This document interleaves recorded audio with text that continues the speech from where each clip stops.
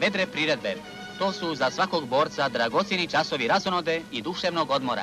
Glazba sigurno može pridonijeti buđenju nacionalne svijesti, implementaciji određenih političkih ideja, kao jedan od važnih aspekata ekspresivne kulture. Ona, dakle, s jedne strane i ocrtava društvene procese, ali može im i aktivno pridonijeti. Sve ono što se dogodilo u Drugom svjetskom ratu, masovna pjesma, ideologizacija, bilo da se radilo o fašističkoj pjesmi, bilo o nacističkoj pjesmi, bilo komunističkoj ili ustaškoj, križarskoj pjesmi, sve je to bilo, dakle, na tragu od dizanja duha masa. Dakle, željelo se kroz pjesmu, dakle, stvoriti jedan zajednički polet, jedan zajednički duh, jedno zajedničko oduševljenje za jednu ideju, bila ona ispravna ili kriva.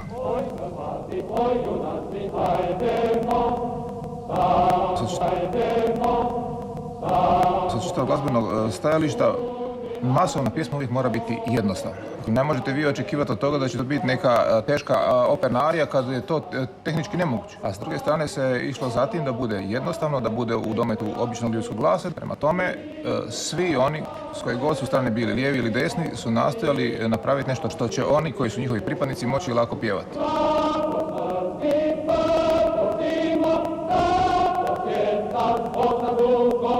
Ja sam bio među ovim desnima koji smo posle nahrdali do danas.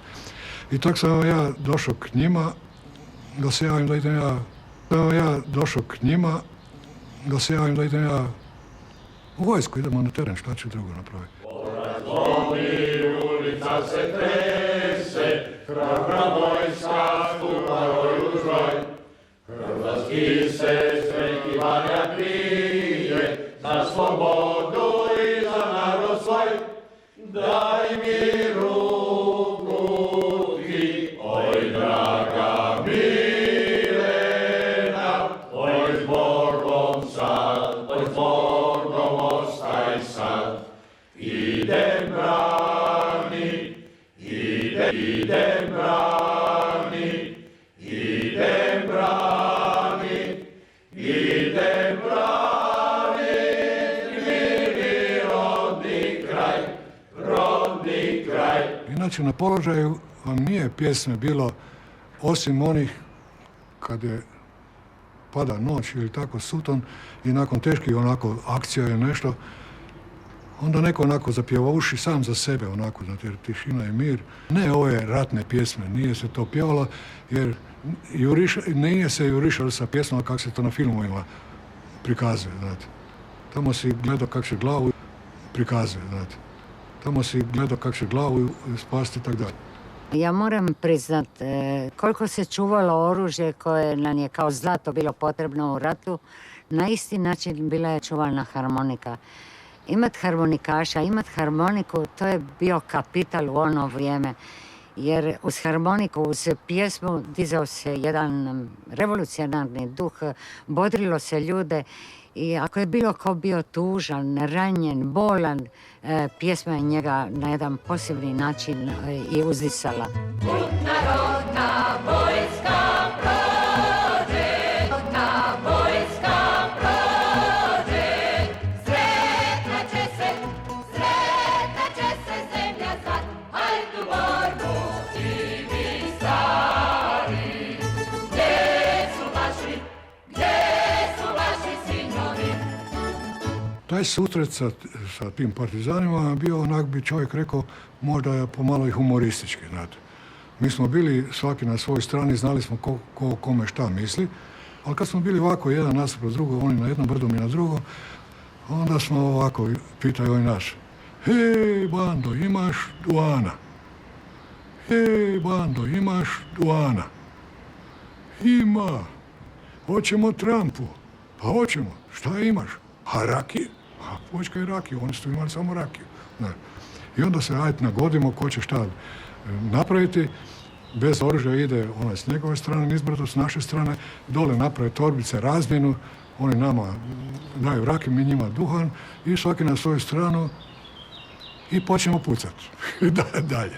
Pavelić izrazio je 16. rujna svoje visoko priznanje junačkom držanju i izvanrednoj hrabrosti hrvatskih domobrana koji su sudjelovali u uspostavi reda u Bosni. Nalazili smo se na obroncima Biokova reda u Bosni. Nalazili smo se na obroncima Biokova sa sjeverne strane. Znam da sam se probudila u zoru i čula sam pjesmu Mama so tanto felice, ili Mama tako sam sretan. I ja uzmem dalekozor i pogledam i kažem ovome, mom suputniku, Talijani, ja sam se rastužila. Ako je on mislio o svojoj majici, u tuđoj zemlji, nije uopće bio kriv on, taj mladi čovjek, zato što se našao tu, došao je u moju zemlju. Ja sam bila nesretna zbog moje majke koja pati, zbog onih koji su njega dovukli tu. Meni na to, hoćeš plakat, njega dovukli tu. Meni na to, hoćeš plakat. Pa ja kažem, pa skoro bi mogla i plakat.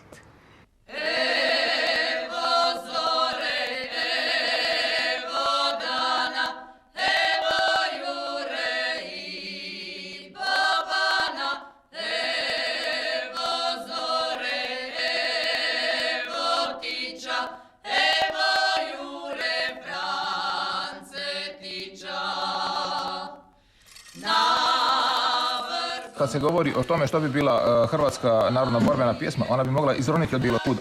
Ako je motiv dobar, bio on iz Hercegovine, Dalmacije, kuda. Ako je motiv dobar, bio on iz Hercegovine, Dalmacije, Međimurja ili Slavonije, on je zajedno sa tekstom kao motiv opće prihvaćen. I to postoje, dakle, jedna narodna matrica, jedna melodija koja vezuje čitave hrvatske mase.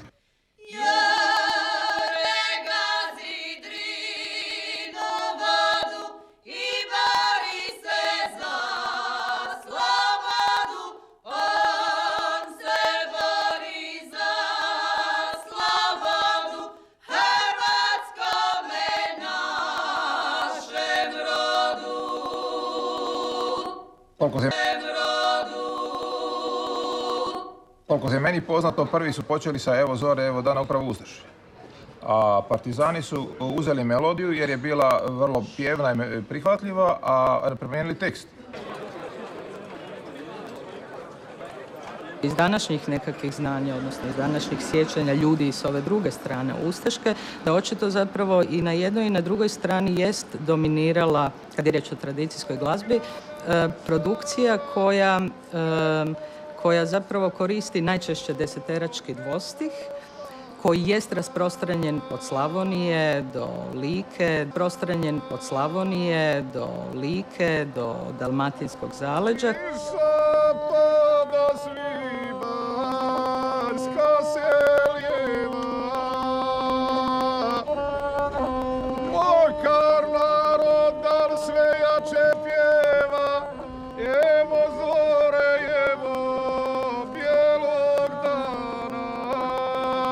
Deseterački stih je jedan glazbeni žanr koji zapravo dopušta i iziskuje u nekoj mjeri variranje i stvaranje novih tekstova i ta neka njegova otvorenost onda omogućuje da se doista ad hoc on zapravo instrumentalizira, iskoristi za ovu ili onu političku, inu, kakvu god, ljubavnu, kakvu god ideju.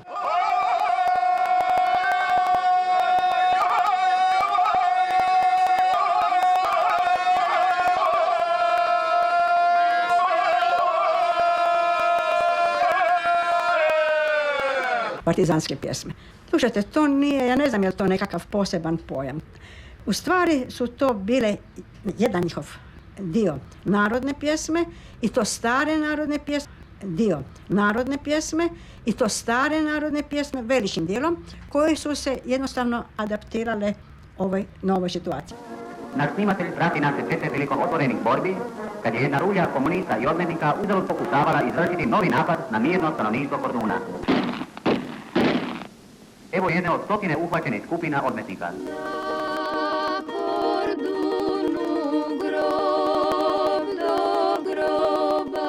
Ta pjesma ima jednu zaista zanimljivu povijest. Poslije sam o tome dosta čitala, da je zapravo postojala već jedna od 13. stoljeća.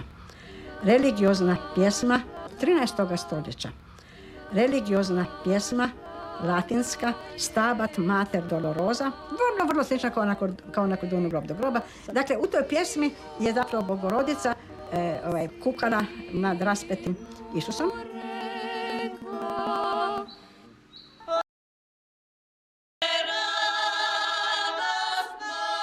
Od 15. stoljeća nadalje imate tih zapisa koliko god hoćete. 871. godine su to pjevali u Rakovičkoj buni. Samo je smisao bio onda ratnički, vojnički smisao, ali uvijek je ista poruka da sin iz groba poručuje majci neka ne plače.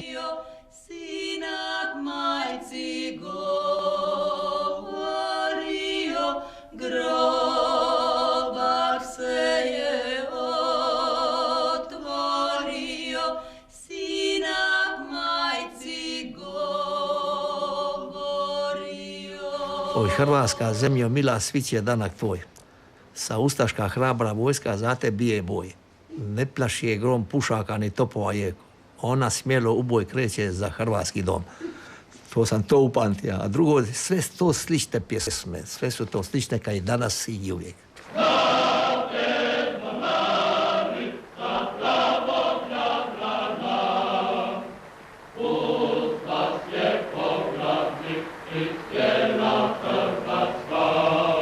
To je bila vojska koja nije imala ni mornaricu, ništa, osnovala se vojska ta, mi smo bili pomorci, mi smo bili za brodove, imali se par brodova i služili smo na brodovima.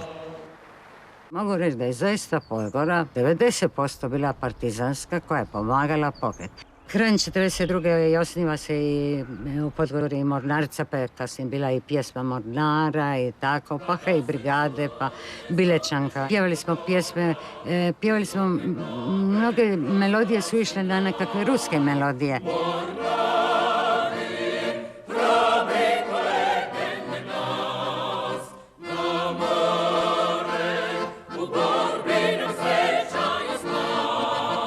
Partizanska vojska je u Drugom svjetskom ratu službeno, formalno bila zaista jedina vojna formacija na cijelom području južnoslavenskom koja je izrijekom u svom programu proklamirala nacionalnu ravnopravnost i koja nije diskriminirala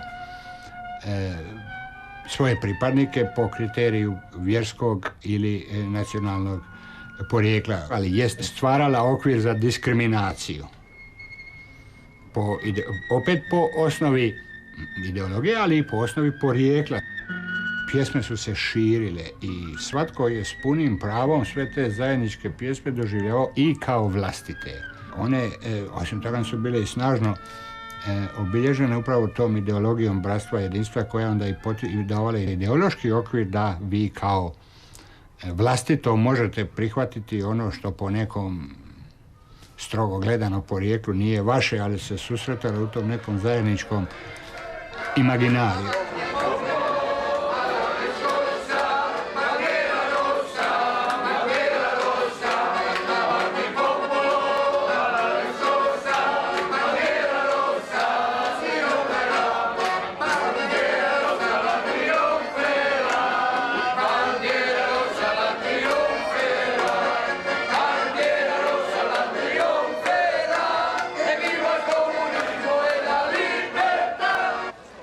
U jednom momentu počelo je kolo, ja sam stala sa strane, Lola je došao kod mene i ej ti drugarice, Dalmatinko, šta ti ne igraš kolo? Ja kažem, pa ja ne znam kolo. Pa kako ne znaš kolo? Pa kako ću znam? Pa kod nas se ne igra kolo.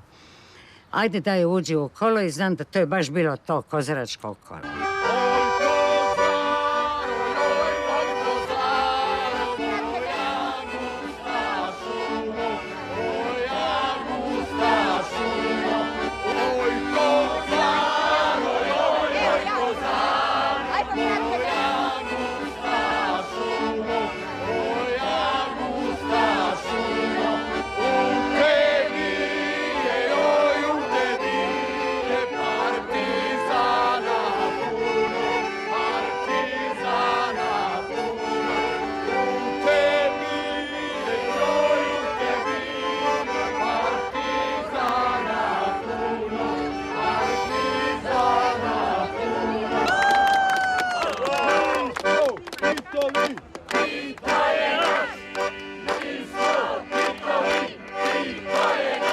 kad je riječ o ovoj temi, a to je glazbeni predlošci i uporabe glazbenih predložaka tijekom Drugog svjetskog rata, jest paradoksalno da se s jedne strane zapravo taj fond korištenih glazbenih predložaka jest uvelike zajednički, jasno, jer su jedni i drugi zapravo proistječu iz iste kulture, iz srodnih ili istih kulturnih konteksta.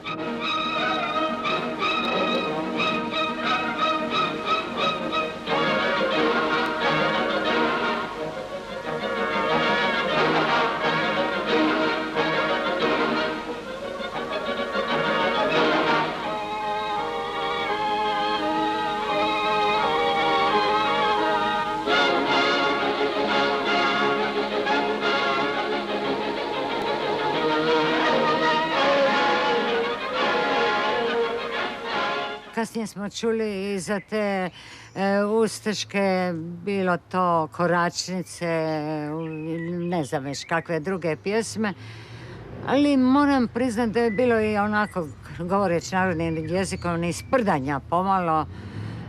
Moj Ante, platit će tvoja kate i tako dalje. Ne sjećam se sad doslovno. Mislila je Pavelića Kata da će biti kraljica Hrvata. Mislila je Pavelića žena da će biti kraljica Slavena. Razumiješ? To su oni pjevali. Poslije 45. ali ne odmah, jasno, nego smo se malo oslobodili tamo negdje 70. godina. Onda smo znali ovako u društvu za svoj ćef, gdje si znao da nemaš nekog špicla pokraj sebe, da te neće izdat. Onda smo znali zapjevati, druže, ti to ljubičice plava, otiće ti sa ramena glava. Čovjek, to je narod izmislio, nisam ja.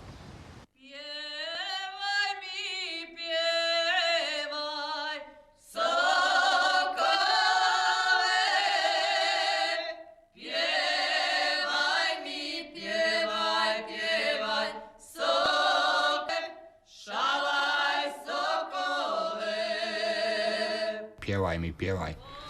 Sokole je imala tu nesreću da bude omiljena Pavelićeva pjesma, ali tko to ne zna, ni na koji način ne može u toj pjesmi prepoznati išta drugo osim ljubavlje, čežnje i tako da. Ali je onda ona bila skinuta sa programa Radio Zagreba, znači bilo je zabranjeno njeno emitiranje, a onda vi prepoznate kao takvu, pa je počnete pjevati iz inata.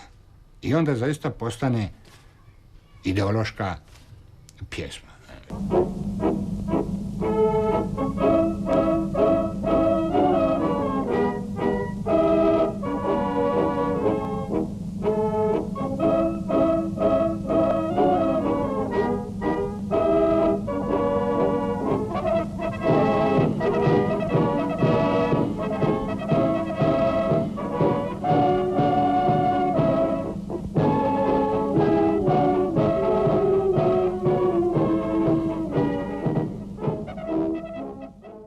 Ja se sjećam, čak u jednim momentima su neki znali zapjevati Zrinskoga, u boj. Prema tome nije to samo da je to bio odraz, ako su ustaše to pjevali, ali to je pjesma hrvatska, pjesma naša. To je u Drugom svjetskom ratu osobito bilo izraženo jer su sve vojske uzajamno preuzimale pjesme, samo zamjenjuju, jer su naravno sve o svojim zapovjednicima pjevale sve najbolje, znači poruka pjesme je bila jedinstvena. Samo se slogovno zamjenjivalo ime dotičnoga junaka, ovisno o vojsci, druže Tito, Ante Paveliću.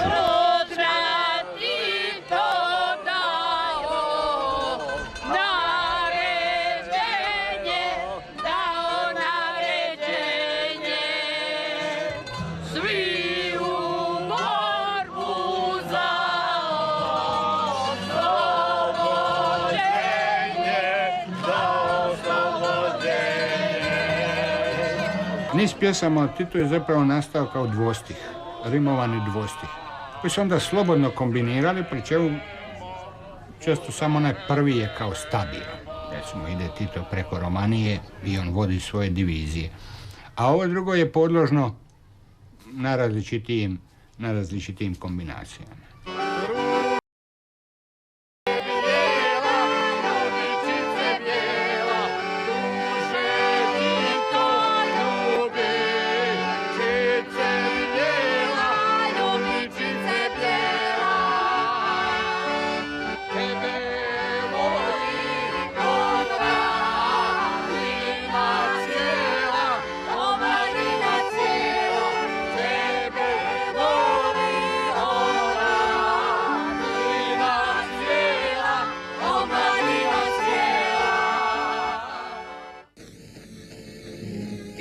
dana bačene su bombe i na istočni dio Zagreba.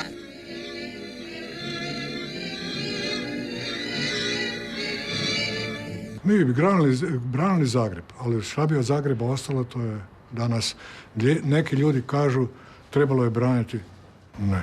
Mi smo do zadnjega dana bili na tim položajima, čekali da se grad Zagreb brani. To danas rijetko ko uopće spominje. Mi smo bili tada mladi dečki. Mi nismo pojma imali o tome što se događa. Ja sam samo želio biti vojnik, časnik Hrvatske vojske. Međutim, nažalost, smo završili na Blajburgu, to je sve skupa propalo i život je krenuo drugim. A kako smo se spašavali na tom križnom putu, samo dragi Bog zna gore. U povlačenju nije bilo pjesme. Ja je se barem ne sjećam, nekako nam nije bilo do pjesme. Znate, kad vi čeka vas jedan ozbiljan put, ne znamo ni sami dokle ćemo mi to pješačiti, ali smo uglavnom izdržali. Hoćemo, prijatelji, Ružmarin prvi put. Ajde. Ružmarin, što ti ga da, ja ga svojom rukom za te brak, nek te sreća prati, živ se dragi vrati. Ružmarin, što ti ga da, stavi ga na srdašce, neka sluša bolne uzdahe, nek ublaži tugu, nek odbije drugu. Ružmarin, što ti ga da, a kad on uvene sve kraj, život dao si za zavičaj, i ti tvoj će zadnji kraj. Ružmarin, što ti ga da, Ružmarin. Ako uopće hoćemo razumjeti o čemu se radi, moramo bitno dezideologizirati i vidjeti u njim da velika većina njih se temelji zapravo na univerzalnim ljudskim osjećajima, nostalgije, razdvojenih ljubavnika, smrti bližnjega i tako dalje, kažem. I naravno izuzimajući one koje ja nazivam ljudožderskim pjesmama gdje se izrijekom poziva na zlo, na zločin.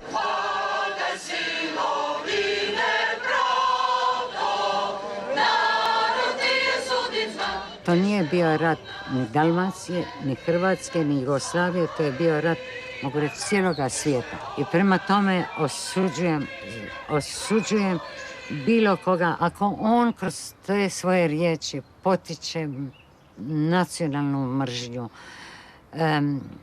Mislim, treba paziti na riječi u pjesmi, jer muzika je jedno, a riječi su drugo. Ne može biti gore za ljudsko biće, za odgoj biloga čovjeka, neću reći crnoga, da jedan drugoga ubijaju.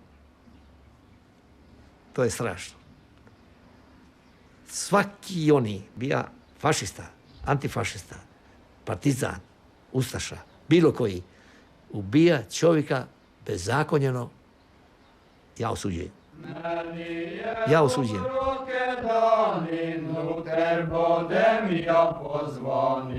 Svoju drago moral bom ostaviti.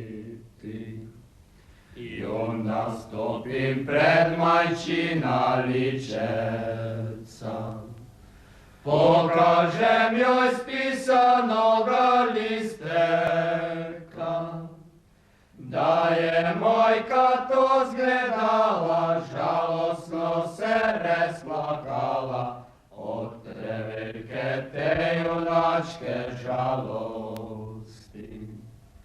Da je mojka to zgledala, žalosno se resplakala, od treveljke te junačke žalosti.